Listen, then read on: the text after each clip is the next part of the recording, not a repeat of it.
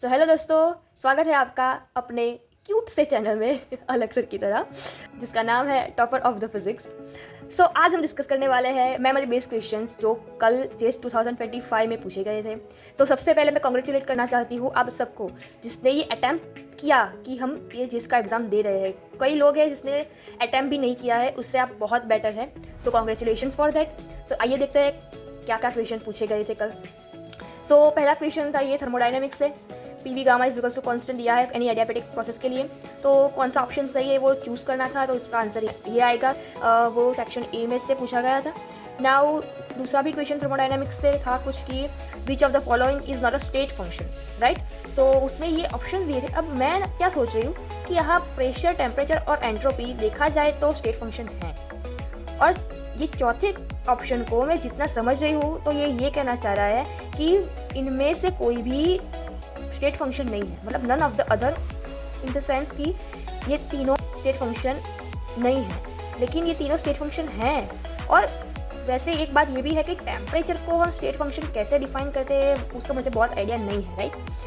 तो ये थोड़ा कॉन्ट्रोवर्टिकली है क्वेश्चन, देखते हैं क्या ये लोग आंसर किमें दे रहे हैं। ओके, तो ये भी सेक्शन ए में से था। ना तीसरा क्वेश्चन ये कुछ पूछा था, any matrix M 3x3 matrix M, ये इक्वेशन उसे सेटिस्फाई कर रहा है, ट्रेस 6 दिया हुआ है, तो उसका डिटर्मिनेंट क्या होगा। अब एफ ऑफ एम होता है वो एफ ऑफ लैम्बडा के इक्वल होता है, राइट। तो हम यहाँ इसे ऐसे भी लिख सकते हैं, और इस पर से हमें ये दो रूट मिल जाते हैं। अब ये क्वाड्रेटिक इक्वेशन है तो उसके दो रूट मिलेंगे ऑब्वियसली, और हमें 3x3 मैट्रिक्स दिया हुआ है एम, उसके बेसिकली 3 रूट होने चाहिए। और ट्रेस 6 है, तो यहाँ से हम कह सकते हैं कि lambda 1 plus lambda 2 plus lambda 3 is equal to 6, right. तो यहाँ से हमें लैम्बडा 3 मिल जाएगा। तो डिटर्मिनेंट क्या होता है, product of the eigen values. 1 × 2 × 3 is equal to 6, तो इसका आंसर 6 आना चाहिए। अब ये एक बहुत इंटरेस्टिंग क्वेश्चन पूछा गया था, ये शायद सेक्शन ए में से ही था, राइट। तो कुछ है कि 2x2 मैट्रिक्स है यानी A 0 1 1 1, और उसके आइगन वैल्यूज दिए हुए हैं ये और ये, तो कौन सा इसमें से सही है वो देखना है।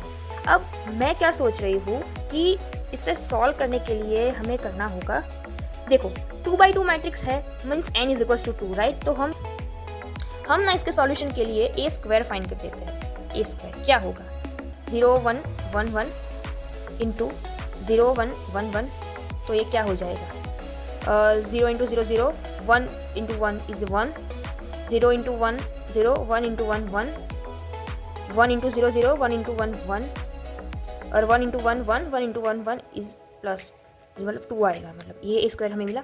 अब ना हम इस सब ऑप्शन में n इज इक्वल टू 2 रख लेते हैं, राइट। तो चलिए पहले ऑप्शन ए के लिए देखते हैं कि क्या है। तो वहाँ हम अगर n इज इक्वल टू 2 रखेंगे तो क्या आएगा, lambda 1 raise to 1 minus lambda 2, मतलब ये होगा lambda 1 raise to 2 minus lambda 2, यहाँ भी आएगा lambda 1 raise to 2 minus lambda 2, और यहाँ क्या आ जाएगा lambda 1 raise to 3 minus lambda 2 raise to 3, right. यहाँ आगे है 1/5।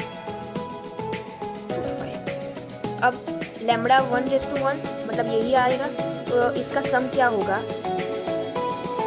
यहाँ 1 लैम्बडा 1 प्लस 1, सॉरी लैम्बडा 2 क्या होगा, 1 plus √5/2 plus sorry minus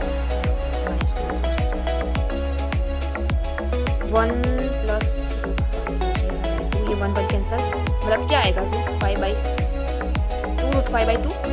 is √5, तो यहाँ आ जाएगा √5, यहाँ फिर से 1/√5, राइट। स्क्वायर क्या आएगा, lambda 1 square minus lambda 2 square दिखता है ना, तो ये क्या आएगा 1 माइनस 1 प्लस √5/2 का होल स्क्वायर माइनस 1 माइनस √5 का /2 का होल स्क्वायर, तो ये होगा 1/4 प्लस ये 2 कैंसिल हो जाएंगे, 5/4 माइनस 1/4, यहाँ बीच माइनस √5 प्लस 5/, तो ये क्या हो जाएगा 1/4 प्लस √5 प्लस 5/4 माइनस 1/4 प्लस √5 -5/4, तो यहाँ आ जाएगा 2 टाइम्स √5। कुछ मिस्टेक कर दी क्या मैंने? हाँ, यहाँ √2 अंडर बाई 2 आएगा, तो ये हो जाएगा 2/2। सो मतलब यहाँ भी होगा √5 और यहाँ भी होगा √5। अब ये कुछ भी हो क्या फर्क पड़ता है, यहाँ से हमें 1 1 1 मिल गया।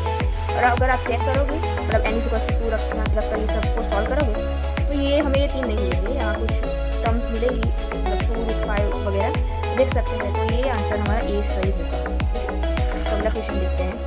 कुछ ये ऐसा था कि if the wire of length 0.01 millimetre is placed perpendicular to the axis of the convex lens of the focal length 20 cm at the 30 cm from the center of lens, then what is the height of the image, right? तो ये simple सा optics का question है। h हमें दी हुई है 0.01 millimetre, f हमें दी हुई है 20 सेंटीमीटर, u हमें दी हुई है -30 सेंटीमीटर, और इस इक्वेशन से हमें v निकाल लेना है, 60 सेंटीमीटर आ जाएगा। और हमें पता है कि मैग्नीफिकेशन है वो क्या होता है, m = h'/h।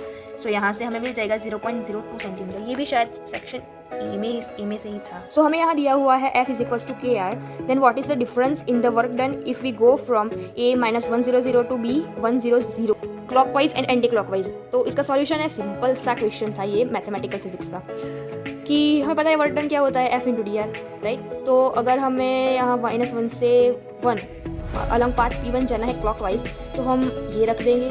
अब क्योंकि ये ऑड फंक्शन है तो इसका इंटीग्रेशन 0 हो जाएगा। सिमिलरली 1 to -1 के लिए भी, ये p2 के लिए भी मतलब ये हमें 0 ही मिलेगा, तो उसका डिफरेंस भी 0 आएगा, राइट। सिंपल सा क्वेश्चन था। अब ये इक्वेशन है d2 = -4 and h = 1, then what is the value of magnitude of the momentum.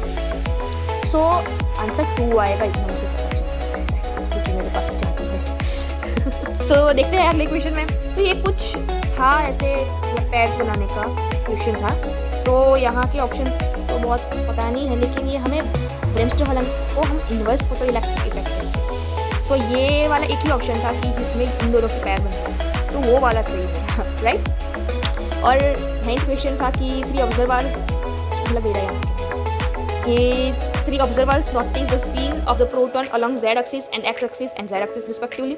If the first person noticed +1/2 spin along the z-axis, then what is the probability that third person noticed the spin -1/2? तो इसका answer भी 0.5 मतलब 1/2 आ रहा है। सो ये कुछ question हैं जो कल आए थे। अगर आपको कुछ और क्वेश्चन याद है तो प्लीज़ कमेंट कीजिए, हम उसका सॉल्यूशन ढूंढने का ट्राई करेंगे।